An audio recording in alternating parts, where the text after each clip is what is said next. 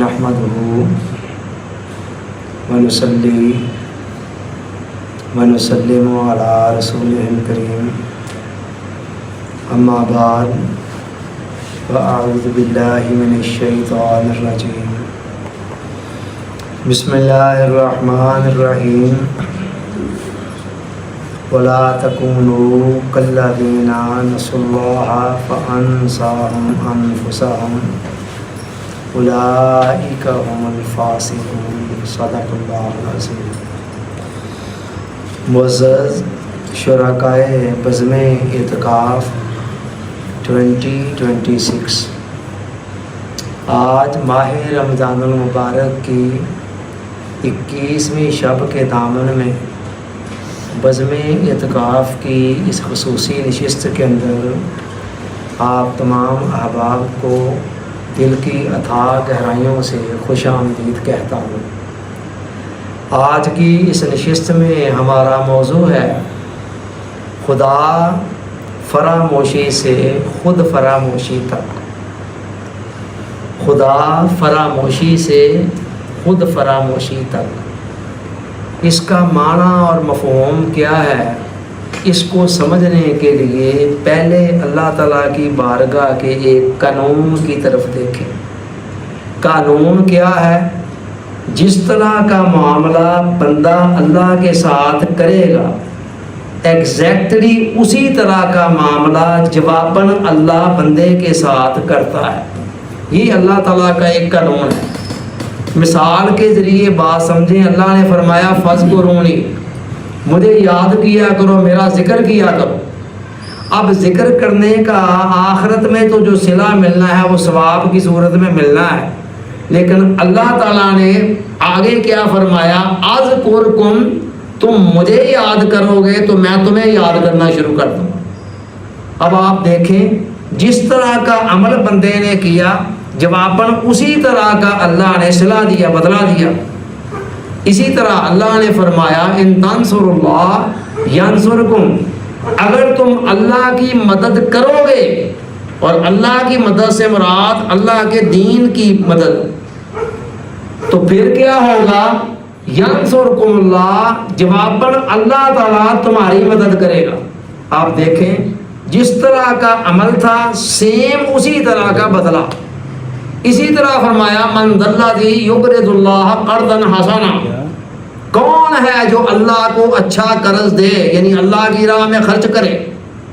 जवाबन सिला क्या बताया, फ़युज़ाइफ़हु लहु अज़ाफ़न कसीरा, अल्लाह तुम्हारे माल को कई गुना बढ़ा चढ़ाकर मल्टीप्लाई करके तुम्हें वापस कर देगा।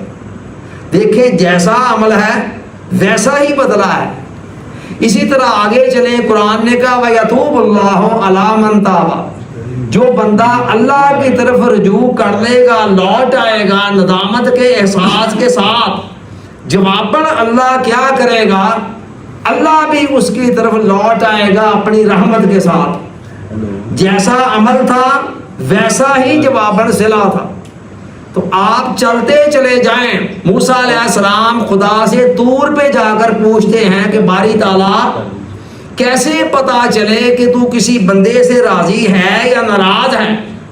अल्लाह ने फरमाया मूसा, बहुत ही आसान तरीका है, बंदा अपने दिल की तरफ झांक कर देखे, अगर उसका दिल मेरी रज़ा में राजी है तो फिर समझ रहे कि मैं भी उससे राजी हूँ। अब आप देखें, सिंपल सी बात, बंदे का दिल जब अल्लाह की रज़ा पर राजी हो गया तो जवाबन अल्लाह कह रहा है कि फिर मैं भी बंदे से राजी। जैसा बंदे की तरफ से एक्शन वैसा ही अल्लाह की तरफ से रिएक्शन। हुज़ूर अलैहिस्सलाम ने फरमाया मन राज़िया बिल्लाहि क़लीलन मिनर रिज़्क़, जो बंदा अल्लाह की तरफ से आने वाले थोड़े रिज़्क़ पर राजी हो जाता है, राज़ियल्लाहु अन्हु क़लीलन मिनल अमल, अल्लाह उसकी तरफ से आने वाले थोड़े अमल पे राजी हो जाता है। अब देखें आप, जैसा अमल है, एक्शन है, वैसा ही रिएक्शन है। बंदा राजी हो गया, रिज़्क़ अल्लाह की तरफ से आता है बंदे की तरफ, और अमल बंदे की तरफ से खुदा की तरफ जाता है। एक चीज़ ऊपर से नीचे आती है और एक नीचे से ऊपर जाती है। जब अल्लाह कहता है कि मेरा बंदा میری طرف سے آنے والے، میں نے کسی حکمت مسرت کے تحت کسی بندے کو رزق تھوڑا دیا، تنگی دی، زیادہ فراخی نہ دی، اور وہ اس پر میری رضا میں راضی ہو گیا۔ جب بندہ راضی ہو گیا تو پھر میں بھی یہ نہیں دیکھتا ہے کہ میرے بندے کی طرف سے عمل کتنا آ رہا، تھوڑا آ رہا ہے، زیادہ آ رہا ہے، میں اس کی طرف سے آنے والے تھوڑے عمل پر راضی ہو جاتا ہوں۔ میرا خیال ہے کہ یہ مثالیں کافی ہیں اس بات کی وضاحت کے لیے کہ اللہ کا بندوں کے ساتھ معاملہ کیا ہے اور اللہ کا قانون کیا ہے۔ اب اس قانون کو سمجھ کر اب آئیں دوبارہ اس نقطے کی طرف جس کو لے کر ہم چل رہے ہیں، جو ہمارا آج کا ٹاپک ہے، خدا فراموشی سے خود فراموشی تک، یعنی خدا فراموشی کا لازمی نتیجہ ہے خود فراموشی۔ کیسے؟ اللہ نے فرمایا وَلَا تَكُونُوا كَالَّذِينَ نَسُوا اللَّهَ، اے ایمان والو تم ایسے لوگوں کی طرح نہ ہو جانا جنہوں نے اللہ کو بلا دیا، فراموش کر دیا اللہ کو۔ جواباً کیا ہونا چاہیے تھا؟ اب یہ جو 5-6 مثالیں میں نے دی ہیں، ان کی روشنی میں دیکھا جائے تو جواباً کیا ہونا چاہیے؟ جواباً اللہ کو چاہیے کہ اللہ بندے کو بلا دے، کہے کہ ٹھیک ہے تو نے مجھے بلایا تو میرا قانون یہ ہے جیسا عمل بندہ کرتا ہے ویسا ہی میں جواباً بدلا دیتا ہوں، میں تمہیں بلا دیتا ہوں۔ لیکن نہیں، اللہ کا جو علم ہے نا وہ بھول چوک سے پاک ہے۔ اللہ کے علم کے اندر بھول چوک والی بات کوئی نہیں ہے، تو لہذا ہم تو بھول جاتے ہیں، اللہ کے ہاں بھول ہے ہی نہیں۔ اب اللہ نے کہا کہ چلو میں تو نہیں، میرا علم تو بھول سے ویسے ہی پاک ہے، میں جواباً تمہیں سزا یہ دے رہا ہوں کہ تمہیں تمہارا اپنا آپ بلا دوں گا، اور اس سے بڑی سزا دنیا کے تختے پر اور کوئی نہیں ہے کہ بندے کو اپنا آپ بھول جائے۔ اپنا آپ بھولنے سے مراد اپنی کوئی شکل، اپنی صورت، اپنا رنگ روپ بھول جانا نہیں ہے۔ اپنے آپ کو بھول جانے سے مراد اپنی حقیقت کو بھول جانا، اپنی اصلیت کو بھول جانا، اس کائنات کے اندر اپنے مقام اور مرتبے کو بھول جانا، اپنے نفع اور نقصان کے حقیقی پیمانوں کو بھول جانا، یہ ہے اپنے آپ کو بھول جانا۔ اور یہ ایک بھول جو ہے نا وہ آگے پھر 100 بھولوں کا ذریعہ بنتی۔ اس ایک بھول کے نتیجے میں کہ بندہ اللہ کو بھولا، اللہ جواباً بندے کو اس کو اپنا آپ بلایا، اور اس کے نتیجے میں پھر کیا ہوتا ہے، پھر ساری زندگی بھول بھولیوں کا شکار ہو کر رہ جاتی ہے۔ اور یہی آج لوگوں کی اکثریت کے ساتھ ہو رہا ہے، زندگی ساری بھول بھولیوں کا شکار، پتہ ہی نہیں کدھر جا رہے ہیں، فریبوں سرابوں کے پیچھے بھاگتے پھر رہے ہیں، سمجھ ہی نہیں آ رہی کسی کو کہ میں کر کیا رہا ہوں، کرنے کیا آیا۔ آئیے میں جو 100 بھولوں کا شکار ہوتی ہے نا زندگی، ان میں سے کوئی 2-3 بھولوں کی طرف اشارہ کرتا ہوں۔ پہلی بھول کیا ہے؟ سکون کے، راحت کے، جو انسانی فطرت کا تقاضا ہے، ہماری فطرت سکون کی تلاش میں ہے، راحت کی تلاش میں ہے، اس کے سارے سرچشمے انسان کے اندر ہیں۔ جب بندہ اللہ کو بلاتا ہے، اللہ جواباً اسے اس کا اپنا آپ بلاتا ہے، پھر کیا ہوتا ہے؟ جو سرچشمے بندے کے اندر تھے نا وہ ان کو باہر تلاش کرنا شروع کر دیتا ہے، باہر تلاش کرنا شروع کر دیتا ہے۔ علامہ نے کہا نا کہ جنہیں میں ڈھونڈتا تھا آسمانوں میں، زمینوں میں، وہ نکلے میرے ظلمت خانہ دل کے مکینوں میں۔ میں باہر ڈھونڈتا رہا اور وہ میرے اندر ہی موجود تھے۔ تو یہ سب کچھ کیا ہوتا ہے؟ اسی بھول کا نتیجہ ہے کہ بندے کو اس کا اپنا آپ بھول جاتا ہے جب، تو وہ سکون کے سرچشمے اس کے اندر تھے مگر وہ باہر تلاش کرتا پھر رہا۔ ایک بزرگ شام کے وقت سڑک کے اوپر کافی دیر سے کچھ تلاش کر رہے تھے، ایک نوجوان پاس سے گزرا، اس نے کہا بابا جی کیا گم ہوا؟ کہتا پتر میرا پیسے گم ہو گئے۔ اس نے بھی ازراہ ہمدردی تلاش کرنا شروع کر دیا، شام کا وقت تھا، تھوڑا اندھیرا سا تھا۔ اس کے بعد کوئی اور 1-2 راہگیر آئے، انہوں نے بھی پوچھا جی کیا ہوا؟ کہتا جی پیسے گم ہو گئے۔ اور ایک نے ڈھونڈتے ڈھونڈتے پوچھ لیا بابا جی گم کہاں ہوئے تھے؟ کہتا پتر وہ گھر میں گم ہوئے تھے۔ تو انہوں نے کہا پھر باہر کیوں تلاش کر رہے ہیں؟ کہتا گھر میں ذرا اندھیرا تھا تو باہر روشنی تھی، اس لیے باہر تلاش کرتا ہوں۔ بظاہر یہ ایک لطیفہ ہے مگر یقین کریں کہ یہ ہماری اکثریت کی حالت پر بالکل صادق آتا ہے۔ میجورٹی کا حال یہ ہے، سکون کو باہر تلاش کرتی پھر رہی ہے۔ باہر کے سامانوں سے جو کچھ ملتا ہے وہ لذت ہے، سکون نہیں ہے۔ سکون وہ ہوتا ہے جس کا سرچشمہ اندر ہوتا ہے۔ یہ لذت ہوتی ہے جو فوری عارضی، یا آپ نے جو کچھ کھا پی رہے ہیں اس کی جتنی دیر کھا پی رہے ہیں اتنی دیر لذت مل رہی ہے، جیسے ہی آپ نے چھوڑی لذت ختم ہو گئی۔ اس کو ہم غلطی سے سکون سمجھ لیتے ہیں۔ تو باہر کے سامانوں میں اگر سکون ہوتا تو پھر دنیا کے جتنے ملینر ہیں اینڈ بلینر ہیں وہ تو کم از کم سکون پا چکے ہوتے، وہ تو نیند کی گولیاں کھا کر نہ سو رہے ہوتے۔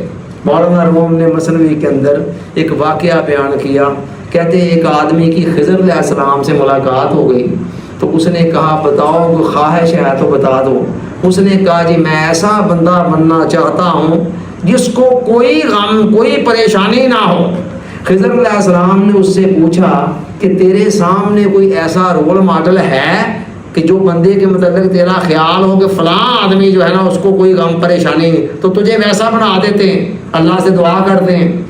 اس نے کہا جی مجھے سوچنے کے لیے مہلت دے دیں۔ اس نے کہا ٹھیک ہے 6 مہینے بعد دوبارہ ہماری ملاقات ہوگی تو اس عرصے میں سوچ لو۔ وہ کہتے ہیں اس عرصے کے اندر وہ بندہ جگہ جگہ پر گیا، بڑے بڑے مالداروں کو، بڑے بڑے امیروں کو، بڑے بڑے حکمرانوں کو ملا اور ان سے پوچھا، بظاہر دور سے دیکھنے میں لگ رہا تھا بڑے یہ تو بڑا پرسکون ہوگا۔ جگہ جگہ پر جا کر اس نے ہر جگہ پہ دیکھا کہ باہر سے لش پش کرتے جگمگاتے چہرے ہیں، اندر اداسیاں ہیں، ویرانیاں ہیں، پریشانیاں ہیں، ٹینشنیں ہیں، اسٹریس ہیں۔ کئی لوگوں کے جب قریب گیا اندر ایسی ایسی کہانیاں سامنے آئیں کہ وہ حیران رہ گیا۔ جب 6 ماہ گزر گئے دوبارہ ملاقات ہوئی، اس نے کہا جی مجھے تو ایسا کوئی بندہ نہیں ملا ہے۔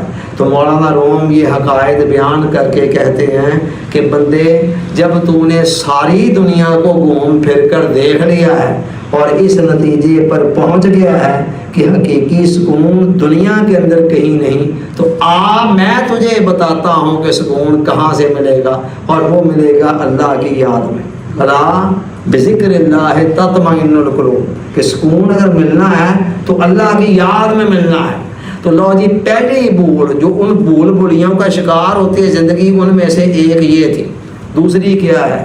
ہر انسان کے اندر ایک معیاری دنیا کی طلب اللہ نے رکھی ہوئی ہے، آئیڈیل لائف جس کے اندر کوئی دکھ نہ ہو، کوئی غم نہ ہو، کوئی سٹریس نہ ہو، کوئی پریشانی نہ ہو، کوئی الجھن نہ ہو، کوئی کلفت نہ ہو، راحت ہی راحت، آسانی آسانی۔ ہر انسان کے اندر اس طرح کی آئیڈیل لائف کی طلب خدا نے رکھی ہوئی ہے ہماری فطرت کے اندر۔ یہی تو وجہ ہے کہ کسی جگہ پر جا کر بھی ہمیں قرار نہیں آتا۔ 16ویں گریڈ میں ہے بندہ تو اس کی نظر 17ویں پہ لگی ہوئی ہے، 17ویں میں ہے تو 18ویں پہ لگی ہوئی ہے، لاکھ کا مالک ہے تو سوچ رہا ہے کہ 2 لاکھ ہوں گے تو پھر مزہ آئے گا، 10 لاکھ کا مالک ہے تو سوچ رہا ہے 20 لاکھ ہوں، کروڑ کا مالک ہے تو کہتا 2 کروڑ۔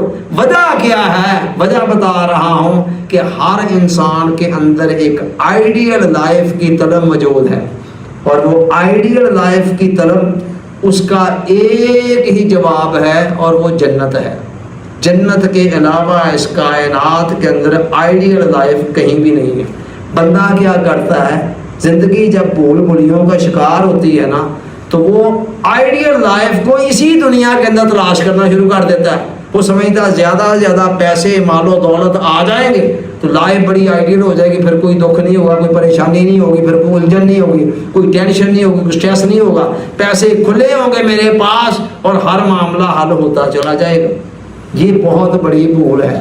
اس 2 نمبر میٹیریل سے بنی ہوئی دنیا کے اندر سمجھ لیجیے گا اس نقطے کو، آپ کے اندر جس آئیڈیل لائف کی طلب ہے نا، اس 2 نمبر میٹیریل سے بنی ہوئی دنیا کو، جس کے بنانے والے نے کہا وَمَا الْحَيَاةُ الدُّنْيَا إِلَّا مَتَاعُ الْغُرُورِ، کہ لوگوں دنیا کی زندگی کچھ بھی نہیں ہے مگر ایک دھوکے کا سامان ہے۔ یعنی جو کچھ یہ اوپر سے نظر آ رہی ہے وہ کچھ اندر سے نہیں ہے۔ اس لیے کہہ رہا ہوں کہ یہ 2 نمبر میٹیریل سے بنی ہوئی دنیا ہے، اس کے اندر یہ سکت ہی نہیں ہے، یہ صلاحیت ہی نہیں ہے، یہ کیپیبلٹی ہی نہیں ہے کہ آپ کی فطرت کے اندر جس آئیڈیل لائف کی طلب ہے یہ اس کا جواب بن سکے۔ نتیجہ کیا نکلتا ہے؟ جو بندہ جہاں بھی پہنچ جاتا ہے وہاں پر ہی پریشان، محل میں پہنچ جاتا ہے، بادشاہ بن جاتا ہے، وزیر بن جاتا ہے، بشیر بن جاتا ہے۔ خیال تو یہ تھا کہ فلاں مرتبے پر پہنچیں گے تو وہاں پر کوئی پریشانی نہیں ہوگی، وہاں بھی پریشانی۔ مجھے بتائیں تو صحیح کہ اس 2 نمبر مٹیریل سے بنی ہوئی دنیا کے اندر کون سا سکھ ہے جس کے ساتھ کوئی نہ کوئی دکھ نہیں لگا ہوا ہے؟ یہاں کون سی بہار ہے جس کے بعد کوئی خزاں نہیں ہے، وہ بہار نے مستقل رہنا ہے؟ کون سی جوانی ہے جس کے بعد بڑھاپا نہیں ہے؟ کون سا عروج ہے جس کو زوال نہیں ہے؟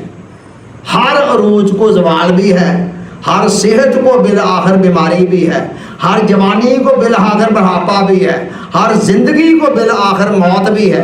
تو کس طرح یہ دنیا آپ کے حوصلوں اور آرزوؤں اور تمناؤں کی تکمیل کا سبب بن سکتی ہے؟ اس کے لیے تو کوئی ایسی دنیا چاہیے جس کے ساتھ سکھ ہوں مگر دکھ کوئی نہ ہو، راحت ہو مگر کلفت کوئی نہ ہو، آسانیاں ہوں اور ساتھ دشواریاں نہ ہوں۔ وہ جگہ صرف اور صرف ایک ہے اور اس کا نام جنت ہے۔ دنیا تو میں کہا کرتا ہوں کہ بڑی اس طرح ہے کہ تھوڑا سا میٹیریل اللہ تعالیٰ نے جنت کی راحتوں کا لے لیا اور تھوڑا سا میٹیریل جہنم کے عذابوں کا لے لیا، دونوں کو مکس کر کے دنیا بنا دی۔ لہذا یہاں تو دھوپ چھاؤں کی طرح دونوں چیزوں نے ساتھ ساتھ چلنا ہے۔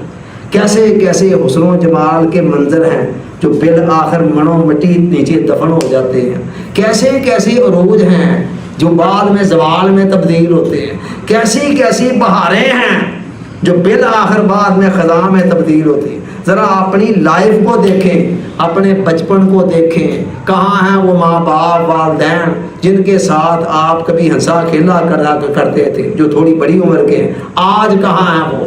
یاد کریں آج سے 25 سال 30 سال 40 سال پہلے والا زمانہ، کدھر گئی وہ بہاریں، کدھر گئی وہ رونقیں؟ لاکھ ہزار بہار حسن دی اندر خاک سمانی، اجئی پریت لگا محمد جگتے روے کہانی۔ کون سی بہار ہے جس کو یہاں خزاں نہیں ہے؟ تو لہٰذا یہ 2 نمبر مٹیریل سے بنی ہوئی دنیا آپ کی آرزوؤں کی تکمیل کا سامان نہیں کر سکتی۔ مالک بن دینار بہت بڑے زاہد تھے، ولی اللہ تھے۔ ایک دن جا رہے ہیں اور دیکھا شاہی کنیز، بادشاہ کی جو خاص کنیز ہے نا، وہ دیگر کنیزوں کے جرمٹ کے اندر بڑے ناز و انداز کے ساتھ اٹکیلیاں کرتی ہوئی جا رہی۔ مالک بن دینار کو پتہ نہیں کیا سوچا، وہاں سے آواز دی، کنیز تجھے تیرا مالک بھیجتا ہے۔ وہ حیران رہ گئی اس بابے کی یہ مجال کہ بادشاہ کی خاص کنیز کے ساتھ یہ بات کرے۔ اس نے پلٹ کر دیکھا، دوسرے لوگوں نے بھی دیکھا، کہتی اچھا آپ خریدیں گے مجھے؟ اس نے جو ساتھ خدام تھے دوسرے تیسرے نے کہا جن بابے کو پکڑے بادشاہ کے پاس لے کے چلتے ہیں۔ بادشاہ کے پاس لے کر چلے گئے۔ پھر کیا ہوا؟ بادشاہ کے پاس گئے، انہوں نے کہا جی یہ بابا جی آپ کی کنیز جو خاص ہے نا شاہی کنیز، اس کی قیمت لگا رہا ہے، کہتا بھیجتا ہے مالک تمہارا، میں خریدنا چاہتا ہوں۔ بادشاہ نے پوچھا جی کیا دیتے ہیں؟ انہوں نے غور سے دیکھ کر کہا یہی کوئی 1 دینار کی ہوگی۔ سارا دربار حیران رہ گیا، جی 1 دینار کی یہ کنیز؟ مالک بن دینار نے فرمایا جو سودا دیکھ کر ہی اس کی قیمت لگائی جاتی ہے نا۔ اس نے کہا، بادشاہ نے کہا ان میں کوئی کمی نظر آ رہی ہے؟ وہ کہتے بادشاہ سلامت بتھیری کمیاں ہیں، یہ 4 دن نہ نہائے تو جسم سے بدبو آنی شروع ہو جاتی ہے، اس کو کل جیسے ہی اس کی جوانی ڈلی اس کے چہرے پر جھریاں آ جانی ہیں، اور بڑھاپے میں جا کر اینک لگ گئی اور کمر جھک گئی، سارا حسن ملیا میٹ ہو جانا ہے، بخار آ جاتا ہے وہ 4 دن، تب بھی سارا رنگ روپ جو ہے وقتی طور پر ماند پڑ جاتا ہے، اور موت نے جب آنا ہے تب تو سب کچھ ہی ختم ہو جانا ہے، اور بے وفا اتنی ہے کہ بادشاہ سلامت آج آپ اس تخت سے اتر جائیں اور آپ کی جگہ پر کوئی اور آ جائے تو یہ اس کے حرم میں چلی جائے گی، تو آپ بے وفا، اتنی ساری خامیاں اور کمیاں جس کے اندر جس سودے کے اندر ہوں اس کی قیمت کتنی کی زیادہ ہو سکتی ہے؟ تو بادشاہ نے پوچھا پھر آپ کے پاس کوئی اور سودا بھی ہے کہ جن میں یہ کمیاں نہ ہوں؟ انہوں نے کہا ہاں ہے، ایک ایسا سودا بھی ہے، ایک ایسی عورت بھی ہے جو کوثر و تسنیم کے پانی سے غسل کرتی ہے، جس کی جوانی ہمیشہ رہتی ہے، شوہر کی وفادار اتنی کہ کسی اور طرف آنکھ اٹھا کر نہ دیکھے، اور رات کی تاریکی کے اندر اگر وہ چہرے سے نقاب اٹھائے تو وہاں پر دن کا اجالا اور سما ہو جائے اور ہمیشہ جیے، ہمیشہ کی زندگی۔ بادشاہ نے کہا وہ کون ہے؟ انہوں نے کہا وہ جنت کی حور ہے، جس کو کوئی بڑھاپا نہیں ہے، جس کے حسن کے اندر کوئی کمی نہیں کبھی آنی، جس کی وفا کا عالم یہ ہے کہ شوہر کے سوا کسی اور طرف آنکھ اٹھا کر دیکھنے کے لیے تیار نہیں۔ تو یہ بتا رہا تھا یہ دوسری بھول کیا ہے کہ یہ 2 نمبر مٹیریل سے بنی ہوئی دنیا، فریبوں شرابوں کی دنیا، بنانے والے نے خود کہہ دیا کہ وَمَا الْحَيَاةُ الدُّنْيَا إِلَّا مَتَاعُ الْغُرُورِ، یہ دھوکے کا زمان ہے، جو نظر آ رہا ہے وہ حقیقت میں نہیں ہے۔ رنگ رڑیوں پہ زمانے کی نہ جانا ہے دل، یہ خزاں ہے جو باندازے بہار آئی ہے، اوپر سے بہار کا پینٹ کر دیا ہوا ہے، اندر سے خزاں چھپی ہوئی ہے۔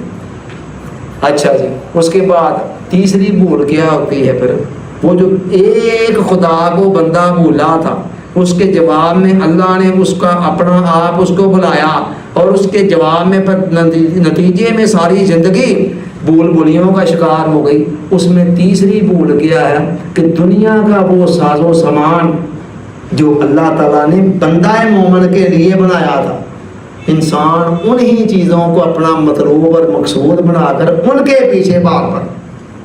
یہ ساری کائنات کس لیے ہے؟ پوچھیں اس کے بنانے والے۔ کہتا هو الذی خلق لکم ما فی الارض جمیعا، اے انسان تجھے اپنے علاوہ اس پوری کائنات کے اندر جو کچھ بھی نظر آ رہا ہے وہ سب کا سب میں نے تیرے لیے بنایا۔ اور دوسری جگہ فرمایا وَسَخَّرَ لَكُم مَّا فِي السَّمَاوَاتِ وَمَا فِي الْأَرْضِ جَمِيعًا مِّنْهُ، اللہ تعالیٰ نے انسان تیرے لیے سب کچھ بنایا ہی نہیں، تیرے لیے مسخر بھی کر دیا، تیرے قابو میں دے دیا ہے۔ انسان اسی کا نتیجہ ہے نا، ہواؤں اور فضاؤں پر حکمرانی کر رہا ہے، منوں ٹنوں وزنی لوہا ہواؤں میں اڑا رہا ہے، پہاڑوں کا جگر کاٹ کر راستے بنا رہا ہے، بکھرے ہوئے سمندروں کا رخ موڑ رہا ہے، شیروں کو پکڑ کر پنجرے میں بند کر رہا ہے، زمین کے سینے کو چیر کر اندر سے چھپے ہوئے خزانے نکال رہا ہے۔ یہ سب کچھ کیسے ممکن ہوا؟ اللہ کہہ رہا ہے کہ میں نے تیرے لیے بنایا اور تیرے لیے اس کو مسخر بھی کر دیا۔ عالم ہے فقط مومن جاں باز کی میراث، مومن نہیں جو صاحب لولاگ نہیں ہے۔ نہ تو زمین کے لیے ہے نہ آسمان کے لیے ہے، جہاں ہے تیرے لیے، تو نہیں جہاں کے لیے۔ لیکن انسان کیا کرتا ہے؟ انہی چیزوں کو جو تھیم انسان کے لیے، انہی چیزوں کو انسان اپنا مقصود اور مطلوب بنا کر دیوانہ وار ان کے پیچھے بھاگ پڑتا ہے۔ یہ بالکل ایسے ہی ہے جیسے انسان اپنے سائے کو مقصود بنا کر اس کے پیچھے چل پڑے۔ سایہ، میرا جو سایہ ہے وہ تو اس کا تو وجود میرا میں ہونے منت ہے، میری وجہ سے ہے، میں سائے کو اپنا مقصود بنا کر اس کے پیچھے چل پڑوں۔ یہ کتنی بڑی حماقت ہے، نادانی ہے۔ اولیاء نے، عرفاء نے، صوفیاء نے کہا کہ دنیا اور اس کے مال و دولت کی حیثیت سائے کی مانند ہے۔ سائے کا اصول یہ ہے، آپ نے کئی مرتبہ دیکھا ہوگا، جب سایہ آپ سے آگے ہوتا ہے نا، آپ پیچھے چلے آ رہے ہوتے تو سایہ آگے آگے چلتا جاتا چلتا جاتا چلتا جاتا، پیچھے پیچھے آپ بھی جا رہے ہیں، اور جب آپ اس کی طرف پشت کر لیں سایہ پیچھے ہو جائے، پھر آپ جا رہے ہیں اور وہ پیچھا ہی نہیں چھوڑتا، آپ کے پیچھے پیچھے آ رہا ہوتا ہے۔ ایگزیکٹلی یہی معاملہ دنیا کا ہے۔ اگر دنیا کو آپ نے اپنا مقصود بنا لیا، ساری زندگی آپ اس کے پیچھے پیچھے چلتے رہیں گے یہاں تک کہ قبر میں اتر جائیں گے، اور آپ کی تسکین نہیں ہوگی، یہ مکمل طور پر آپ کے ہاتھ نہیں آئے گی، کوئی اینڈ نہیں ہے۔ لیکن اگر اس کی طرف پشت کر لیں گے تو پھر انشاءاللہ یہ خود آپ کے پیچھے پیچھے آئے گی۔ دیکھیں کتنے اللہ والے ہیں جو پشت کر لیتے ہیں، دنیا پیچھے پیچھے آتی۔ یہ تیسری بھول تھی۔ ایک اور اشارہ کر دوں ایک اور بھول کی طرف۔ چوتھی بھول کیا ہوتی ہے کہ انسان دنیا کے اندر مرنے کے لیے آیا تھا۔ کس لیے؟ مرنے کے لیے، اور وہ یہ سمجھ بیٹھا ہے کہ میں جینے کے لیے آیا ہوں۔ ٹھیک، سارے تیاریاں، سارے پروگرام، سارے ہنر، ساری سکلز، سارے علوم، سارے فنون جینے کے لیے سیکھ رہا ہے۔ 4 دن کی زندگی جینی ہے، جینا کیسے ہے جی؟ CSS آفیسر بن جاؤ، یہ کر دو وہ کر دو، انجینئر بن جاؤ، ڈاکٹر بن جاؤ، اچھی انکم آئے گی، اچھی زندگی گزر جائے گی۔ سارے پاپڑ جو بیل رہا ہے صرف جینے کے لیے بیل رہا ہے، مرنے کا خیال ہی کوئی نہیں ہے کہ مرنا کیسے ہے۔ حالانکہ جینے سے مرنا کہیں زیادہ اہم ہے۔ بکرے کی ماں نے کب تک خیر بنانی؟ دیکھیں نا کب تک خیر منانی ہے؟ آخر ایک نہ ایک دن تو موت نے آنا ہی آنا ہے نا، کب تک؟ اور لائف ہے کتنی کا لائف ہے؟ 60 سال، 70 سال، 80 سال، 90 سال، 100 سال، یہاں تک پہنچ کر اگر کوئی پہنچ ہی جائے تب ڈر والوں نے تو کیا کہنا ہے؟ وہ خود ہی کہتا ہے اللہ سونے ہم تے پردہ ہی پا دے، بس سیر ہو گئے ہیں، کافی دیکھ لیجیے، اس سے زیادہ کیا جینا ہے؟ تو یہ 150 سال کی زندگی کو جینے کے لیے بندہ کتنے سال کیا ہنر سیکھ رہا ہے، اسکل سیکھ رہا ہے، مہارتیں سیکھ رہا ہے۔ اچھا اسلام کوئی منع نہیں کر رہا ہے کہ نہ سیکھو، مطالبہ صرف یہ ہے کہ سارا کچھ دنیا کے لیے ہی تو نہ کرو، کچھ نہ کچھ آخرت موت کو بھی یاد رکھے۔ بندہ آیا تھا دنیا میں مرنے کے لیے، جینے سے بڑا مسئلہ یہ ہے کہ مرنا کیسے ہے ہم نے۔ جی اگر آپ نے بڑے مزے سے لیا اور مرتے وقت آپ کی جان شکنجے میں پھنس گئی تو آخری وقت کا جو ایک شکنجہ ہے نا ساری زندگی کی لذتوں اور راحتوں کو ختم کر دے۔ بالکل اسی طرح جیسے آپ 6 گھنٹے اے سی والے کمرے میں بیٹھے رہیں، بعد میں چلچلاتی ہوئی جون جولائی کی دھوپ کے اندر صرف 5 منٹ آ کر سورج کے نیچے کھڑے ہو جائیں، سارے 6 گھنٹے کی ٹھنڈک 1 منٹ کے اندر ہوا ہو جائے گا۔ ایگزیکٹلی اسی طرح ہونا ہے۔ ایک حدیث پاک میں آتا ہے قیامت والے دن اللہ کہے گا ایک ایسا بندہ جو بالکل ساری زندگی بیچارہ غربت میں رہا، تنگ دستی میں رہا، اللہ کہے گا اس کو جنت کے ارد گرد کا صرف ایک چکر وزٹ کروا کے لائیں، اندر نہیں بھیجنا، باہر کا وزٹ کرا کے آئے گا۔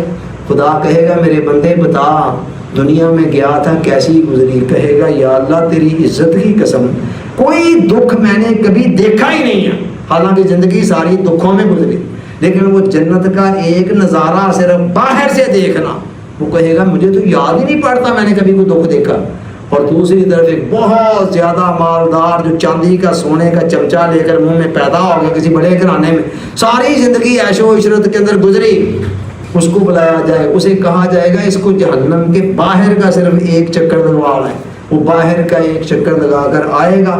خدا کہے گا میرے بندے سنا دنیا کیسی گزری؟ کہے گا تیری عزت اور جلال کی قسم میں نے کبھی کوئی سکھ دیکھا ہی نہیں ہے۔ ذرا سوچیں تو صحیح کن دکھوں اور سکھوں کو، میرے آقا کی دعا سنیں ذرا، اللہم لا عیشہ الا عیش الآخرہ، اے اللہ عیش کوئی نہیں ہے سوائے آخرت کے عیش کے، عیش کوئی نہیں ہے، یعنی عیش اگر کوئی ہے تو وہ آخرت کی ہے، دنیا کی کوئی عیش بھی عیش نہیں۔ اور دوسری حدیث سنیں، آقا نے فرمایا کہ جو بندہ اپنے آخرت کے غم کو اپنے اوپر سوار کر دیتا ہے نا، اللہ تعالیٰ دنیا کے سارے دکھوں سے اس کو نجات دیتا ہے، یعنی سارے دنیا کے دکھوں کو سمیٹ کر ایک آخرت کے دکھ اور غم میں کنورٹ کر دیتا ہے، دنیا کے سارے فکر پھر اللہ تعالیٰ خود۔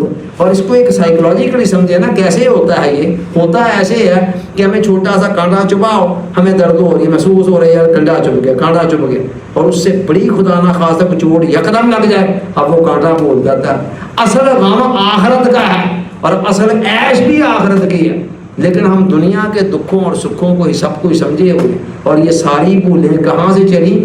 اسی ایک بھول سے۔ دوبارہ آئیے سورہ حشر کی اس آیت کی طرف جہاں سے بات ہم نے شروع کی تھی، وَلَا تَكُونُوا كَالَّذِينَ، اچھا اس سے پچھلی آیت بھی لے لیں، وہ بڑی مزیدار ہے، یا ایھا الذین آمنوا اتقوا اللہ، ایمان والو اللہ کا تقوی اختیار کرو، وَلْتَنظُرْ نَفْسٌ مَا قَدَّمَتْ لِغَدٍ، ہر انسان کو دیکھنا چاہیے کہ وہ آنے والے کل کے لیے کیا بھیج رہا ہے، لغد پبے سو میں غدن نوائد، نیت نہیں کرتے ہیں آپ روزے کی، غد کا معنی کل، تو کل کے لیے کیا بھیجا؟ تو ایک دن ہے اسلام کے نزدیک، قرآن کے نزدیک کہ ساری زندگی ٹوٹل ایک دن ہے، اس ایک دن کے بدلے میں وہ دن دیکھے جس کو 50,000 سال کا کہا گیا۔ تو یہ آنے والے کل، تو اصل عیش بھی آخرت کی اور اصل دکھ اور غم بھی آخرت کے، جن کو آج ہم بھولے ہوئے ہیں۔ تو کس بنا پر کہ اللہ نے وہ پہلی آیت میں یہ فرمایا، اگلی میں فرمایا وَلَا تَكُونُوا، جو ہم لے کر چل رہے ہیں جس پر بات کر رہے ہیں، وَلَا تَكُونُوا كَالَّذِينَ نَسُوا اللَّهَ فَأَنسَاهُمْ أَنفُسَهُمْ، کہ ایمان والوں ان لوگوں کی طرح نہ ہو جانا جنہوں نے اللہ کو بلا دیا جواباً اللہ نے ان کو ان کا اپنا آپ بلا دیا. تو یہ اپنا آپ جو بلایا اللہ نے سزا کے طور پر، اس کا نتیجہ ہے کہ ساری زندگی بھول بھولیوں کا شکار ہو گئی، جن میں سے یہ 3-4 بھولوں کی طرح میں نے اشارہ کیا. خدا کے لیے سوچیں سمجھیں زندگی سے ہم پا کیا رہے ہیں. زندگی اتنی سستی نہیں ہے کہ اس کو چھان بورے کے بھاؤ بھیج دیا جائے. یہ جن سوغاتوں کو جمع کرنے میں ہم لگے ہوئے ہیں، اسلام ان سے منع نہیں کرتا، کہتا ہے کرو، لیکن آخرت کو یاد رکھتے ہوئے، اللہ کو یاد رکھتے ہوئے. اللہ کو بھول کر جینا بھی جرم، مرنا بھی جرم، ہنسنا بھی جرم اور رونا بھی جرم. لیکن اللہ اگر آپ کو یاد ہے، پھر آپ ہنس رہے ہیں وہ بھی عبادت ہے، رو رہے ہیں وہ بھی عبادت ہے، جینا ہے تو وہ بھی عبادت، مرنا ہے تو وہ بھی عبادت. اللہ تعالیٰ سوچنے سمجھنے یاد رکھنے عمل کی توفیق عطا فرمائے. آمین. وما علینا الا البلاغ.